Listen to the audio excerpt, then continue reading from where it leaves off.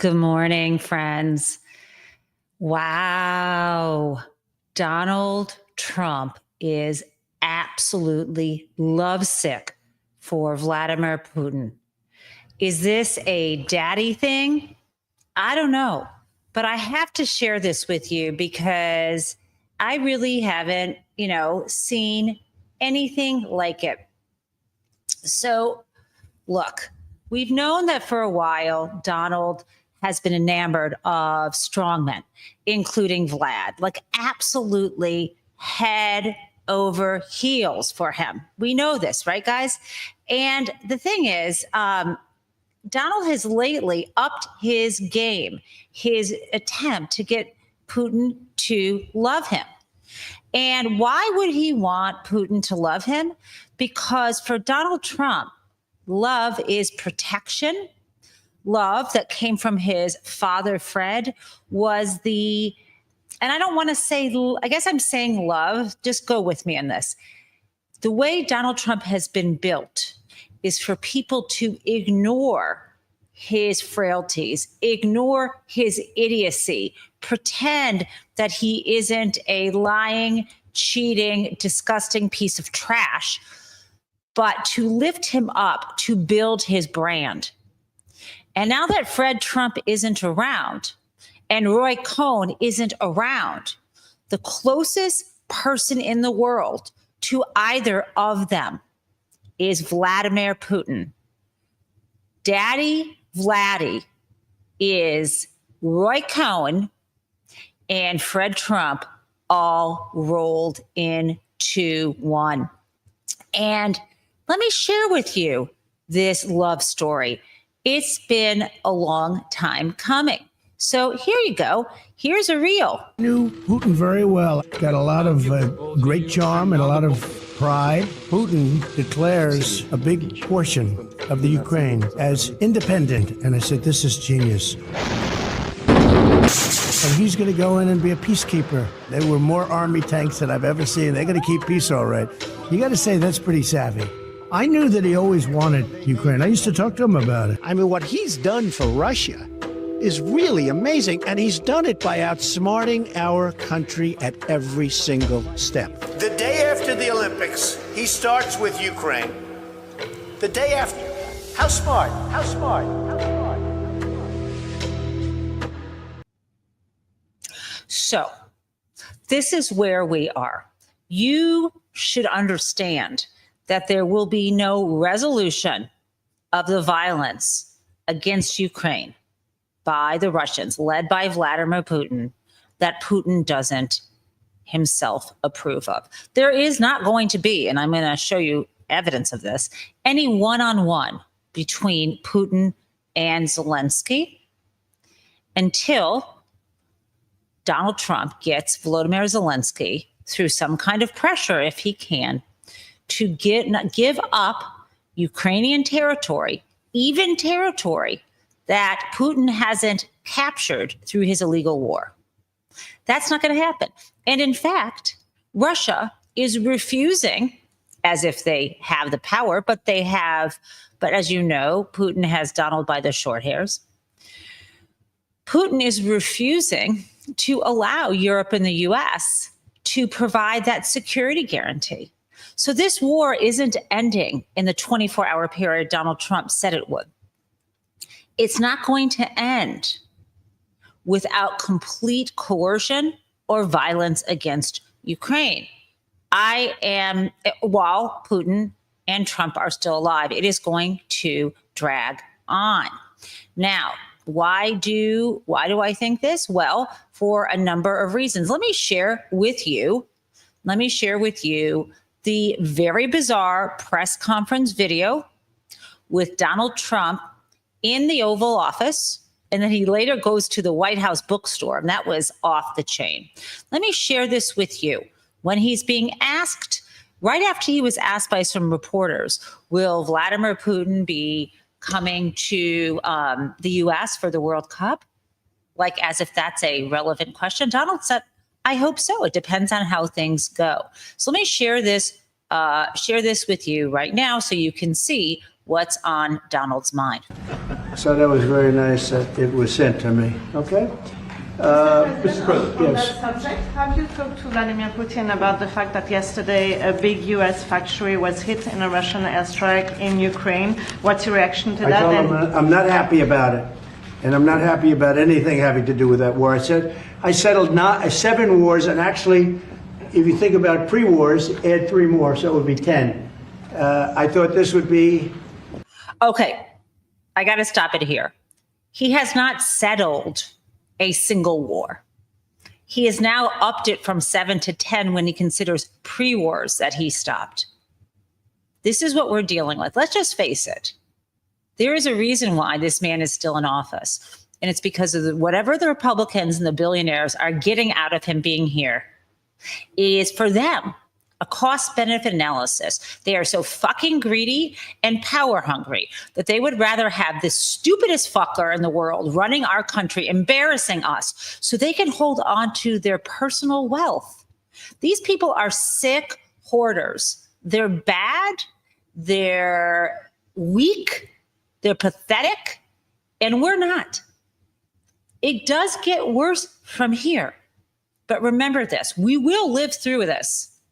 And even if history does not stomp these people and refer them to the dustbin or inter them in a dustbin, I don't care.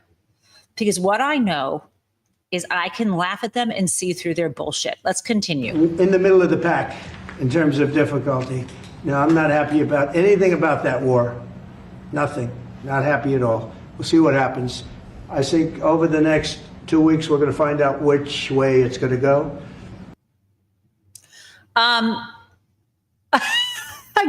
Guys, over the next 2 weeks, we're going to figure out how it's going to go. Okay. So that was the end of the week with Donald.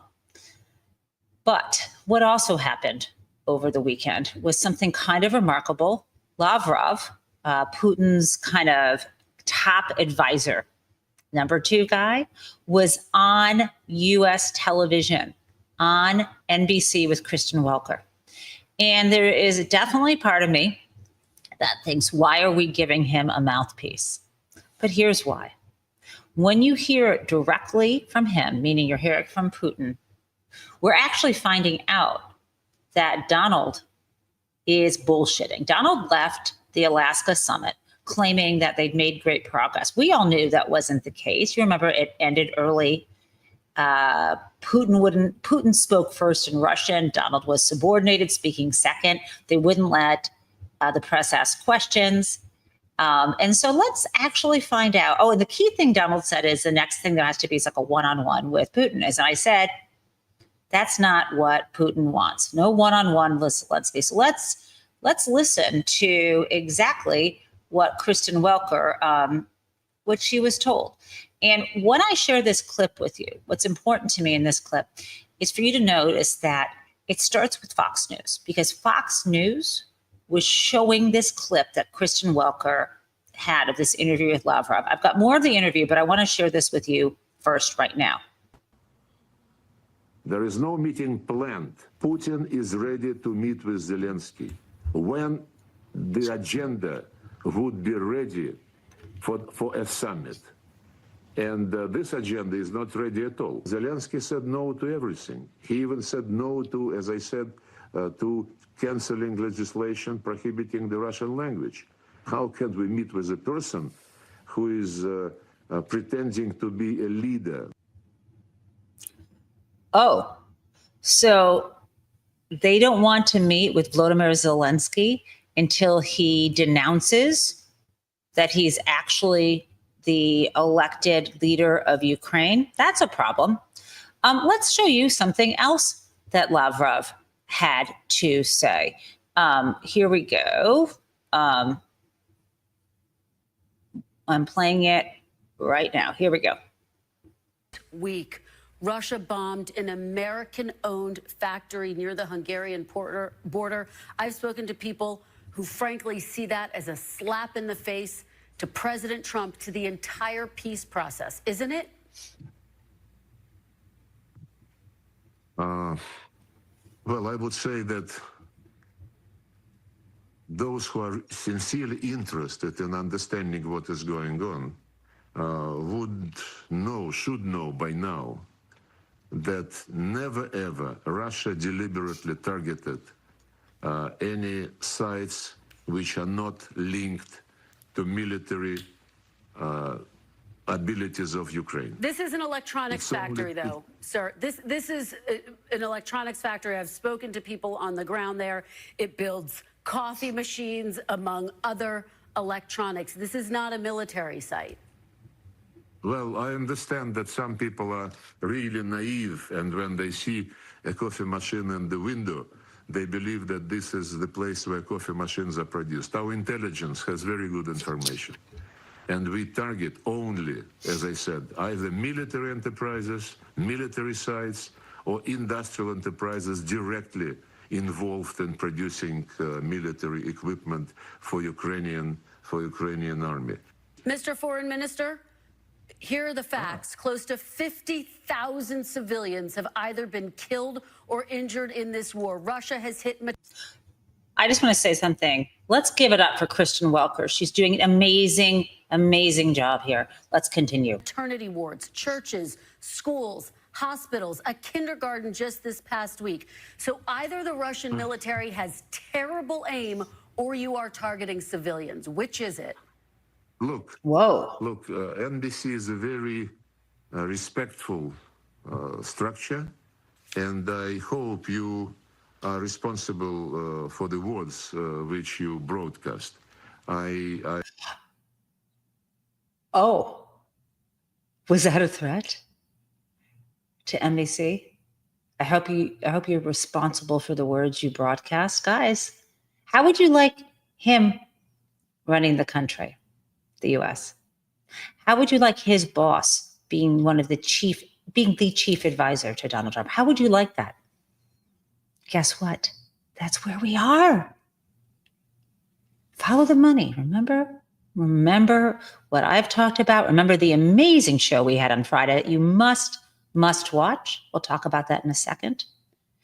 Remember Eric Trump saying that Donald started to get most of his money from the Russians. This is a long-standing relationship. Remember when Donald Trump was running in 2016, when he was told that they had to get even, when Paul Manafort had to get even. Remember that Paul Manafort was the guy brought in to buff up and make this guy running for president of Ukraine, this Putin-chosen guy, look good and win. And then he was brought in to do the same for Trump, guys. It's so fucking straightforward. It's right in front of us. It's right in front of us. Okay, let's continue.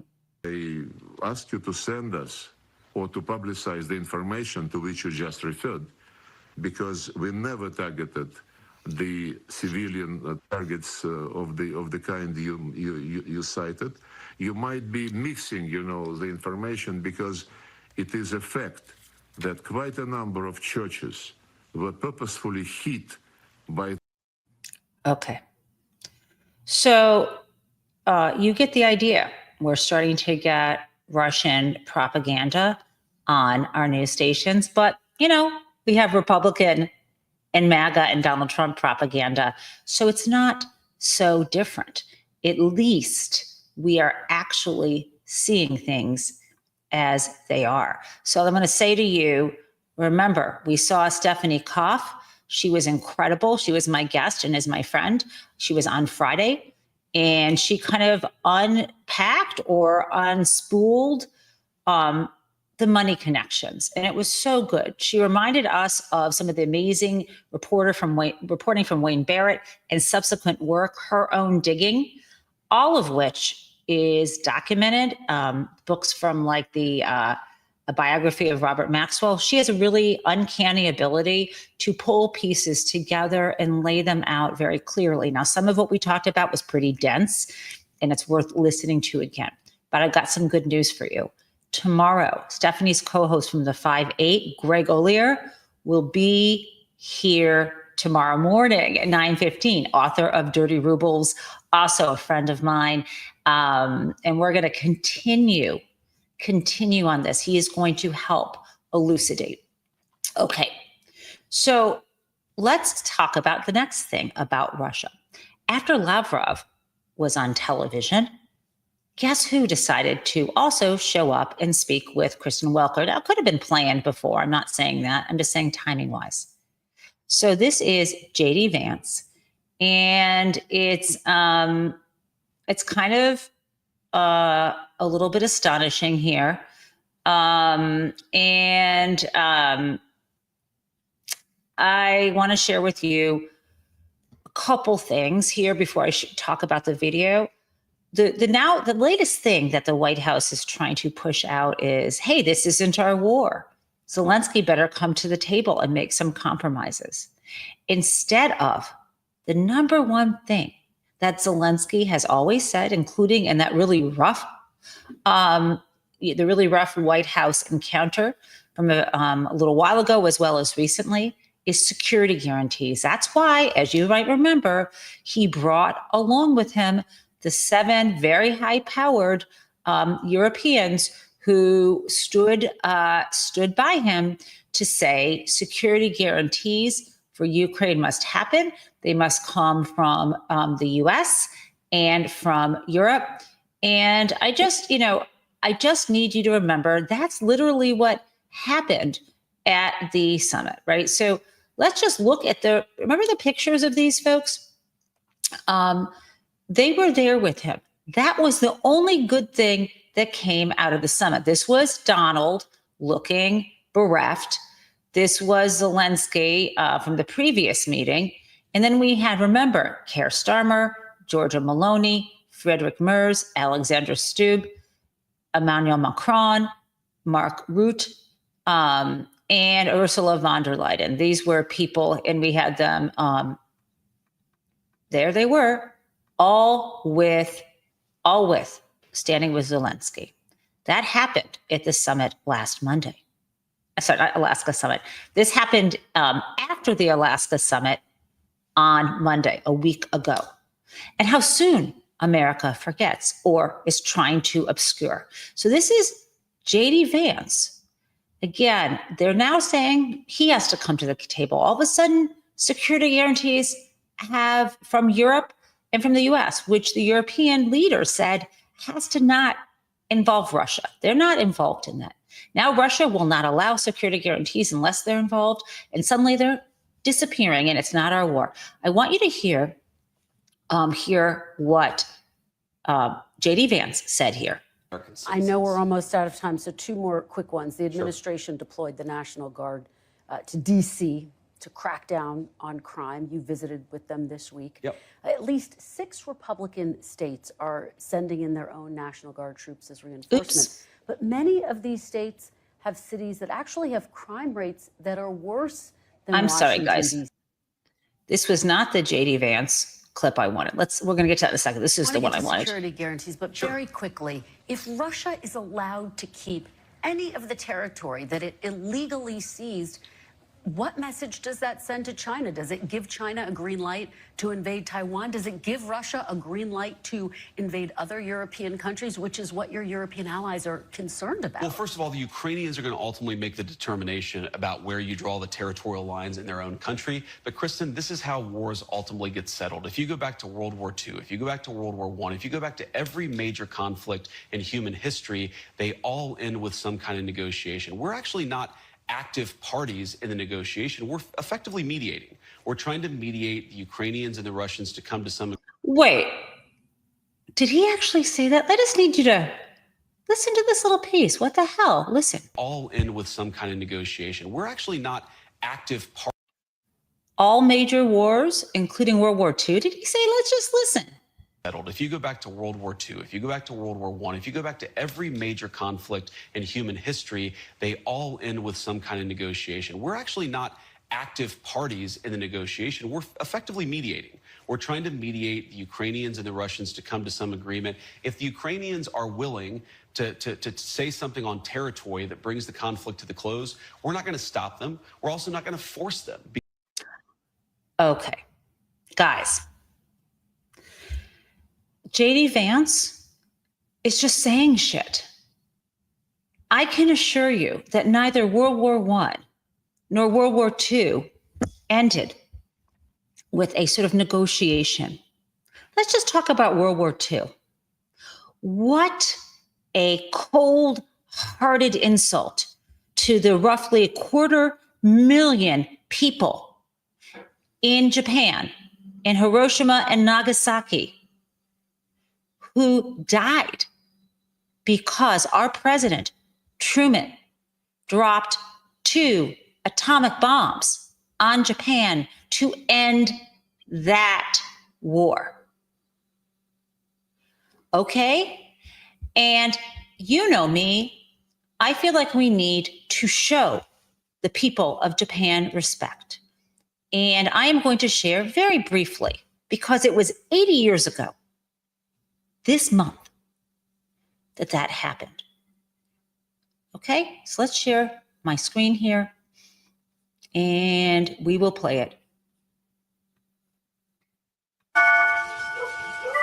Every morning at 8:15, the chimes ring out across Hiroshima, marking the moment in 1945 when a U.S. bomber overhead dropped the world's first atomic weapon of war here.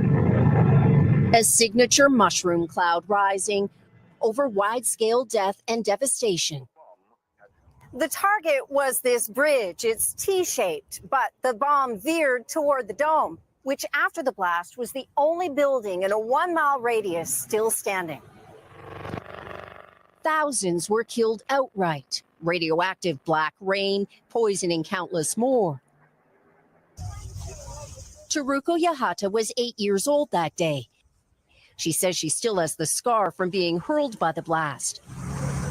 Fearing another, she huddled under a blanket with her family. I didn't really understand what it meant to die, she says, but the warmth I felt at us dying together, I still remember to this day. 3 days after Hiroshima, the U.S. unleashed a second bomb on Nagasaki, hastening Japan's surrender and ending the war at a price of nearly 250,000 lives. From the ashes, Hiroshima was rebuilt. Now a busy city of more than 1 million people.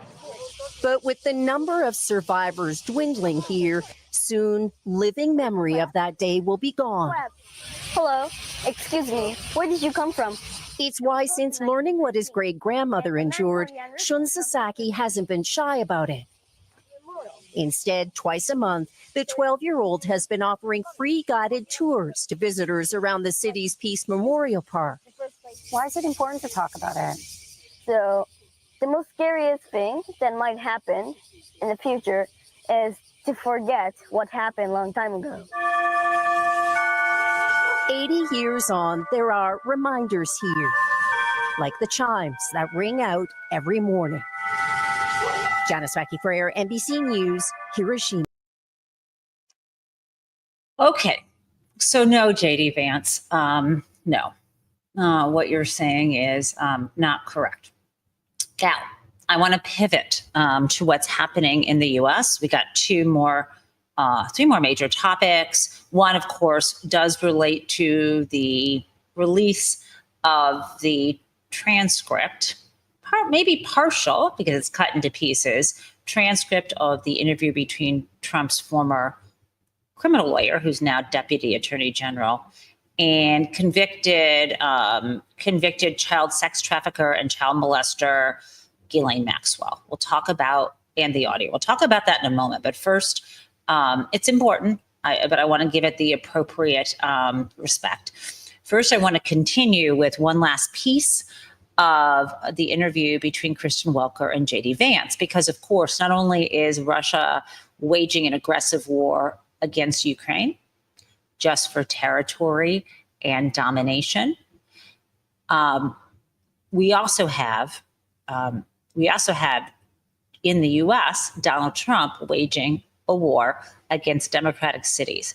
And I'm sure that you have heard some of the cities that he has chosen, the crime rate is far lower than cities in states that are considered red states, Republican states, and even, Republican leaders who are touting how great it is that Donald Trump is doing this themselves, their, congressional territories embrace these less safe places. So I want to have you listen to Kristen Welker push on this with J.D. Vance. I want to get to security guarantees, but very quickly, if Russia is allowed to keep any of the territory that it illegally seized, what message does that send to China? Does it give China a green light?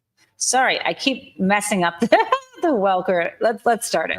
I know we're almost out of time, so two more quick ones. The administration deployed the National Guard to D.C. to crack down on crime. You visited with them this week. Yep. At least 6 Republican states are sending in their own National Guard troops as reinforcement.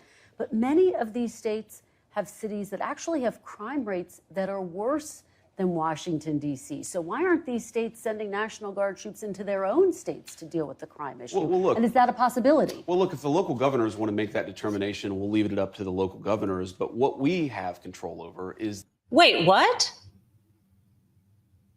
Wait, what? Just listen to that again. It's a weird dodge. To their own states to deal with the crime issue. Well, look, and is that a possibility? Well, look, if the local governors want to make that determination, we'll leave it up to the local governors. But what... He's missing the question. I just need to play it again.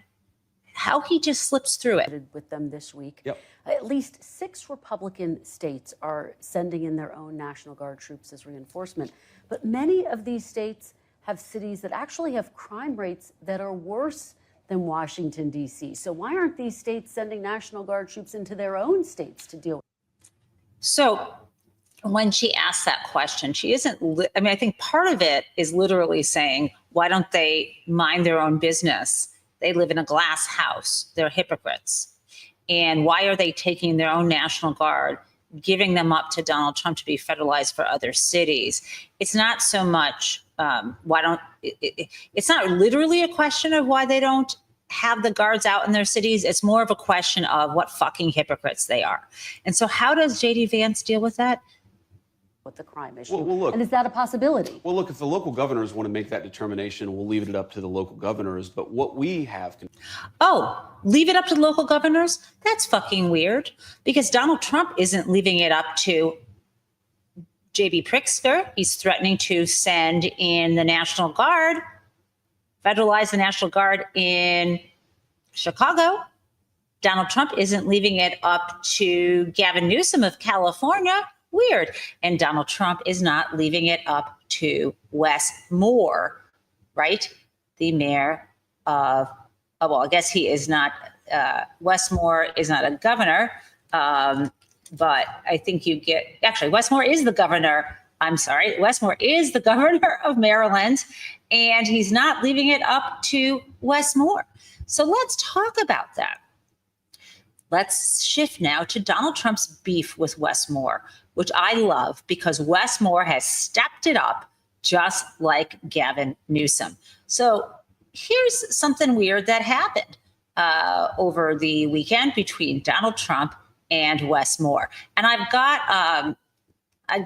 me play the video first, and then I've got the crazy tweet battle. Let's go. The president watches the program, and he likely saw the guest listing because he's tweeting about you, or truthing, I guess. He says the governor, Wes Moore of Maryland, has asked in a nasty and provocative tone that I walk the streets of Maryland with him. And he's talking about crime-ridden Baltimore. It's quite lengthy, but he goes after your record on crime. He says it's a bad one. He says if you need help, he will send in the troops, which is being done in nearby D.C. I mean, when we saw a few weeks ago the deployment on the streets of Los Angeles, the governor of California tried to go to the courts, and he was unable to stop it. Is the reality here is you can't stop the president from sending troops to Baltimore if he wants to. The year before I became the governor, in 2022, Baltimore was averaging almost a homicide a day. And I came in and I said, I refuse to be a governor who just offers thoughts and prayers to this situation. So we said we're actually going to work in partnership with Mayor Scott, work in partnership with local elected officials, work in partnership with local law enforcement. We made the largest investments in local law enforcement in our state's history, over $50 million going to Baltimore City alone. That came from federal money. That came from both federal and state money. And also, Maryland became one of the only states that actually helps to fund the U.S. attorney out of balance sheet, taking many of those gun crimes and actually turning them into federal charges. And the results have been incredibly encouraging, where Maryland has had amongst the fastest drops in violent crime of anywhere in the United States in the past 2.5 years. Yeah. The homicide rate in Maryland is down over 20% since I have been the governor. And the last time the homicide rate was this low in Baltimore City, I was not born yet. And so the reason that I've asked the president to come and join us is because he seems to enjoy living in this blissful ignorance, these tropes and these 1980 scare tactics. And, you know, just last week I was in Baltimore, and I was with a group called We Are Us, who's a violence intervention group. And they say, we're all we got, we're all we need. And that's exactly how people in this community feel. Because while the president is spending his time from the Oval Office making jabs and attacks at us, there are people actually on the ground doing the work who know what supports would actually work to continue to bring down crime, but it's falling on deaf ears of the president of the United States. So, in addition, on Face the Nation with Margaret Brennan, Wes Moore, the governor of Maryland, also suggested that he might try to engage in some redistricting. There is only one Republican member of Congress in Maryland, and he's thinking one too many. Fuck you, Texas. Fuck you, Donald Trump. He can play that game. So let me share, though, with you the full beef here. This was yesterday morning. So in response to Wes Moore saying, come on, walk the streets, here's what Donald said. I'll try to do a different voice today, just make myself sound like a complete asshole. I don't know if I can do this, but Governor Wes Moore of Maryland has asked in a rather nasty and provocative tone that I walk the streets of Maryland with him. I assume he is talking about out of control, crime-ridden Baltimore. As president, I would much prefer that he clean up this crime disaster before I go there for a quote unquote walk. Wes Moore's record on crime is a very bad one, unless he fudges his figures on crime, like many of the other blue states are doing. But if Wes Moore needs help, like Gavin Newsom did in LA, I will send in the troops, which is being done in nearby DC, and quickly clean up the crime. After only 1 week, there is no crime and no murder in DC. When it is like that in Baltimore, I will proudly walk the streets with the failing, because of crime, governor of Maryland. P.S. Baltimore is ranked the 4th worst city in the nation in crime and murder. Stop talking and get to work, Wes. I'll then see you on the streets. I also gave Wes Moore a lot of money to fix his demolished bridge. I will now have to rethink that decision. Thank you for your attention to this matter. Make America great again. Okay. He didn't give money. It's not his money. But yes, in Donald Trump's world, anything he has the levers of power, the spigot of, he does what economists call, which is charge rents. He is using his position of power and control to reward and punish people. We knew he would do that. Now, he also said, did Wes Moore, the governor of Maryland, lie about getting a Bronze Star? No, he didn't. Question answered. Now, this is my favorite. This is what Wes Moore said in response. This is the way to go. President Bone Spurs will do anything to get out of walking, even if that means spouting off more lies about the progress we're making on public safety in Maryland. Hey, Donald, we can get you a golf cart if that makes things easier. Just let my team know. Yes, that message is absolutely approved. Okay, guys. So one last thing before we get to the Ghislaine Maxwell piece and then to Crazy Town. There's some great stuff happening with young leaders across the country. One thing is Congressman Maxwell Frost from Florida.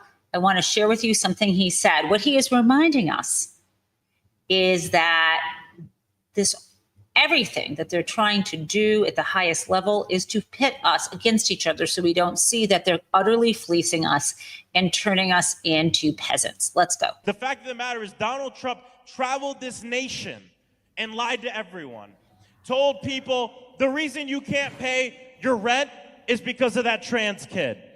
The reason that you can't afford your health care or the reason you're one hospital visit away from being on the streets is because of that immigrant. But we have to tell the truth. See, these billionaires want us to look at each other. They want us to look at each other and blame our neighbors instead of looking up and blaming them. Instead of looking up and blaming them. It's not, you not being able to pay your rent doesn't have to do with trans people, but it has to do with private equity and billionaires that have bought up all the homes and apartments and have got the rent up too damn high.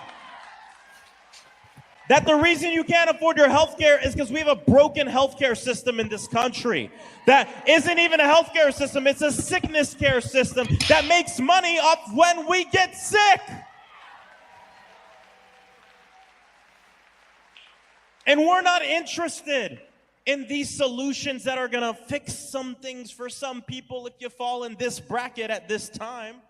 But we have to be for big solutions that say healthcare is a human right. Everybody in this country deserves to be healthy. That in the richest country on the face of the earth, no one should sleep on the streets. Everybody should have a roof over their head. And that this message, even though we're going to beat congressional Republicans and take the House back, when it comes down to the people, this message isn't about D versus R. This message is about the people versus the problem. The people versus the problem. Okay. He has nailed it. He gets it. It hits us in the right place. Let's look at this as we, the people. Now, sorry, one last thing that's so important to me before we actually get to the Ghislaine Maxwell is some other crazy thing that happened was Donald Trump shook down Intel, the major public corporation, for a 10% stake. And, I think JD Vance, I've got a couple people who were asked about this. I can give you this in a second, but I'm going to give you this one clip. We have on Fox News with Maria Bartiromo. She doesn't seem happy about this. So yeah.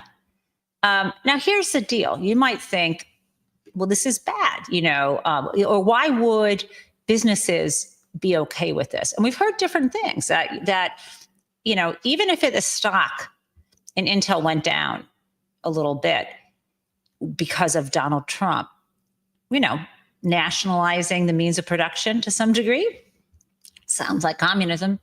Even though he did that, the actual managers of the company and even the big owners of stock, that result is less money for them, they believe, than Democratic policies to raise taxes. This is not going to end well for these folks. And I got to say, the Business Roundtable and the other captains of industry better fucking step up. This is the area I work on. And I know I've said it a million times. I am a huge proponent of free markets that are properly regulated. I do believe that the profit motive, when constrained in the right way, and markets do better to supply us with the goods and services that we need. But I say when regulated, with the counterbalancing regulation and enforcement, so things are, safe, so we're not poisoned, so people don't get cheated, and on and on and on. I don't really think that the government is good at directly provisioning many of these things. Helping to fund, yes, and so on. Okay, so I've always believed in the mixed economy, And it's a tough balance. I certainly don't believe in a extortionist, mobbed up dictator shaking down U.S. companies. So let me play this for you. But by the way, this is the style in China and Russia. So I guess that's what he is. Oops, I'm sorry. I want to share screen with you. Give me a moment. Here we go.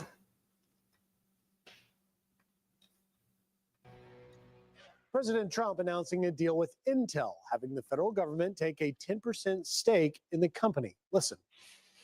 If we had a president who would have said, okay, you can go to Taiwan, but we're going to put a 100% tariff or a 200 or 300 or a 500% tariff, anybody that sells into the United States has to pay. They wouldn't have left. They ended up giving us $10 billion for the United States. So we picked up $10 billion. And we do a lot of deals like that. I'll do. By the way, more he of just them. says a bunch of shit here. But some are hitting back at the president's choice, with GOP Senator Rand Paul calling this a step towards socialism and a terrible idea. Here to react, host of Sunday Morning Futures, Maria Bartiromo. Maria, Senator Rand Paul has a point. I mean, he's basically saying the definition of socialism is government ownership of a means of production. What do you think? Ding, ding, ding. Right. I mean, he has a great point this morning. Good morning to you. Look, it's hard to argue with free $10 billion, and it's hard to argue with all of the money that President Trump has been luring into this country. But the truth is if you are a free market capitalist, you do not want government investing in public companies. It introduces political influence. It may prioritize government goals as opposed to profit maximization. It could create an unfair advantage for other companies that are in the sector. Is government going to treat that company better than another company? Is there going to be an unfair advantage for the other companies within the space?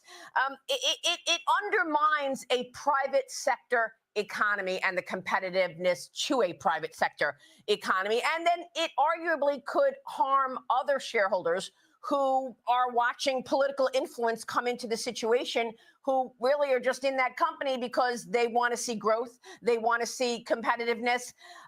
So there are definitely reasons to raise your eyebrows about this situation, whether or not government gets involved in more publicly traded. You heard it. Now I've got one more, a member of Congress trying to put, as they say, lipstick on this pig. I love pigs, so I would not try to put lipstick on them. I think they deserve to live their lives happily, rolling in mud if they choose, or being, in the case of potbelly pigs, house pets. But you know that expression. Okay, so let me share this with you. This is, here you go. The president wants to buy a 10% stake in Intel. That company says it's going to now basically have U.S. taxpayers as a shareholder, own 10%. As a conservative, do you think that the government should have ownership stakes in private companies? Generally speaking, no. I think when you look at prior history, when we've He paused. This is Mike Lawler. Generally speaking, no. How about, yeah, always speaking, no. Let's go. had, for instance, the bank bailouts, when we've had the auto bailouts, in the aftermath of the collapse of the market in 2008. The American taxpayer really didn't get a return on that. I think what the president is seemingly trying to do is get a return on these tens of billions of dollars that are being invested by U.S. taxpayers into companies like Intel to manufacture chips. And so rather than just give the money away, get a return on that investment. Obviously, this is a national. So isn't the return on the investment, whether it is in U.S. companies or in people through jobs programs or through Medicare and Medicaid, isn't that growth? Isn't that job creation? Isn't that some other thing? Taking an equity stake, even if they claim they're not going to actually exert managerial control, friends, 10% is a threshold of a controlling share. So like one last thing on this, which is I teach a class on corporation law. And when I teach that class, it's largely state law. There's little federal securities laws, but we don't usually get into U.S. politics. We just don't. And I pretty much had to throw out my first class syllabus plan, my first opening class, which is today, and realize that I have to talk about Intel. I don't want to. I want to avoid, if I can, political issues in classes like that. And now I am here, and it is sitting right in the middle of my curriculum, in a place I don't want it to be. So there we have that. Okay, guys, so let's talk about it. A lot of BS happened with the release on Friday of 7 separate segments of an interview, jailhouse interview with, actually, I don't know if it was actually in the jailhouse, but the one-on-one interview with Todd Blanche and Ghislaine Maxwell. And I think what we need to understand most importantly is there was some conversation that he says at the beginning, on the record he says, that happened before. We also know it's broken into segments. So who knows what was said during the breaks or if things were not included. Even assuming if this information was all that there was, it still does nothing to clear Donald Trump, because we are, or Jeff Epstein or Ghislaine Maxwell. So she actually claims that she never saw anyone doing anything inappropriate with girls or women, yet she was convicted of the same. Okay, so I want to share with you what the survivors have to say about this. I have spent the last 17 years in my own prison for what she, Jeffrey, and all the co-conspirators did to me. I was raped repeatedly. I was raped 3 times a day sometimes. And I was not the only girl on that island. There was a constant stream of girls being raped over and over and over again. And yes, Ghislaine must die in prison, because I've been in hell and back. So that's Sarah Ransom. That might have been a clip from earlier, but you get the idea. We've talked about this before. I'm going to share with you Asha Rangappa, former, I think she was an FBI agent. She now teaches as a part-time professor. I think she's somehow affiliated with Yale. And here she was questioning why we would even listen to Ghislaine. Because please, I'm still stuck on what the point here was. You say it was to find investigative leads. Do you believe that Ghislaine Maxwell is guilty? Yes, I've said that for years. Well, she denied her guilt in the interview. Most criminals lie. Newsflash. Most criminals lie. That's like not shocking. Then why on earth would you believe anything she said? For the same reason that if you're in law enforcement and you were at the FBI, you interview a lot of guilty people to get leads from them. When I was That's in the FBI, not news. I wouldn't interview somebody so unless you would I knew never interviewed somebody as a criminal? I would never interview somebody without knowing every fact of the case before I went to interview that person. Okay. What Todd Blanche did is go in without knowing anything. And to your point, no pushback, no follow-up questions. Let me play what she said. Okay. No pushback, no follow-up questions. Let's also talk now about what Ghislaine Maxwell's family is saying. I'm sorry, what Virginia Giuffre's family is saying about Ghislaine Maxwell. This is a piece that was in the London Times. This is the headline. Democrats claim transcripts of Maxwell interviews show she was motivated to say anything that might get her a presidential pardon for Trump. The families agree. It turns out Virginia Roberts Giuffre will have the last word.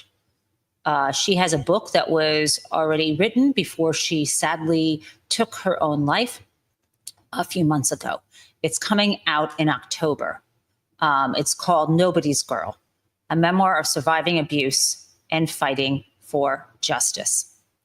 Now, my concern is that Donald Trump is going to try to do something like pardon Maxwell before the book comes out, because there will be an outcry. It's going to remind people, the family will be making the rounds, of what she's done. Okay, so that is where we are, right before Crazy Town. Well, actually, this is where we are. I am now going to do Crazy Town for you, my friends. Remember, Greg O'Lear will be here tomorrow.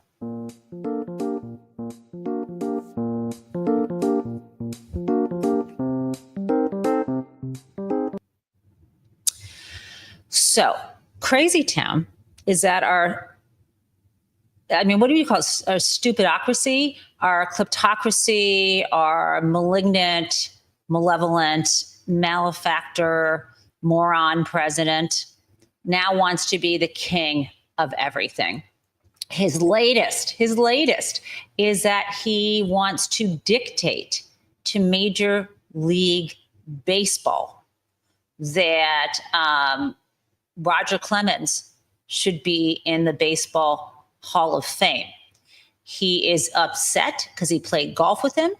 And he literally said he was second to Nolan Ryan in most strikeouts, and he should be in the Baseball Hall of Fame now, in all caps. People think he took drugs, but nothing was proven.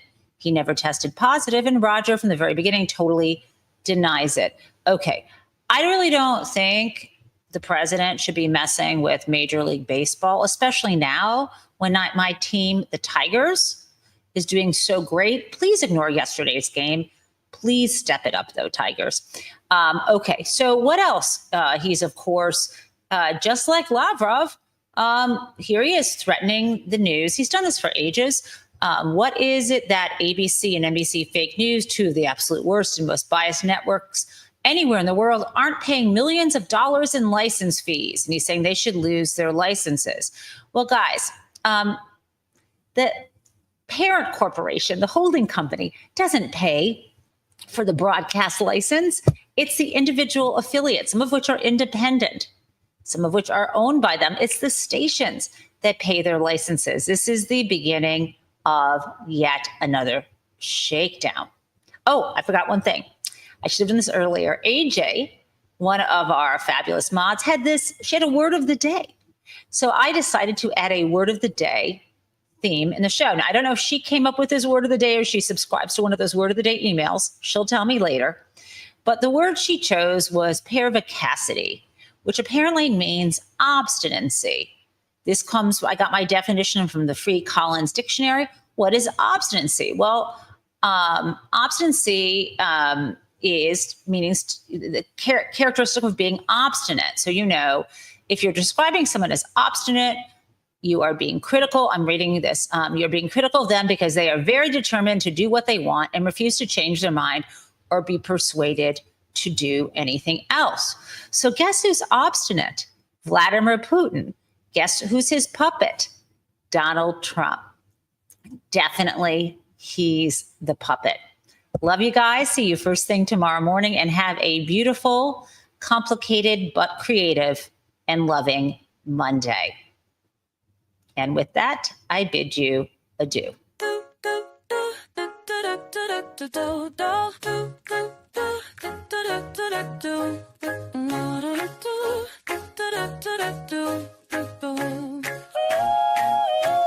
Hello, prison mates. It's the Gen Taub Show. Well, welcome everyone. Let's learn about what is happening in politics yesterday and today. There was hope. And we are together in this democracy we work for. And again, welcome to the Gen Taub Show.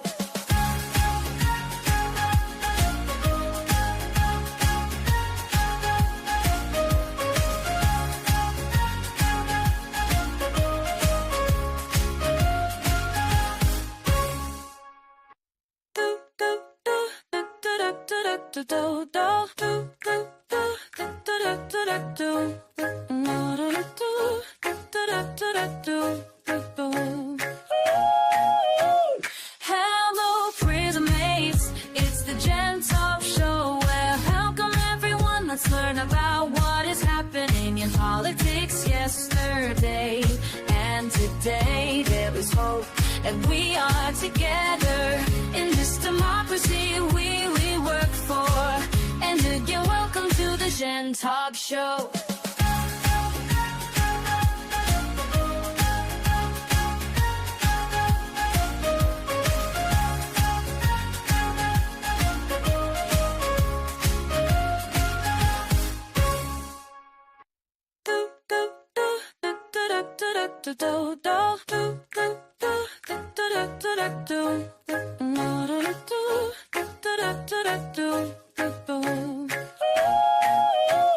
Hello, prison mates. It's the Jen Taub Show. Well, welcome everyone. Let's learn about what is happening in politics yesterday and today. There is hope, and we are together in this democracy we work for. And again, welcome to the Jen Taub Show.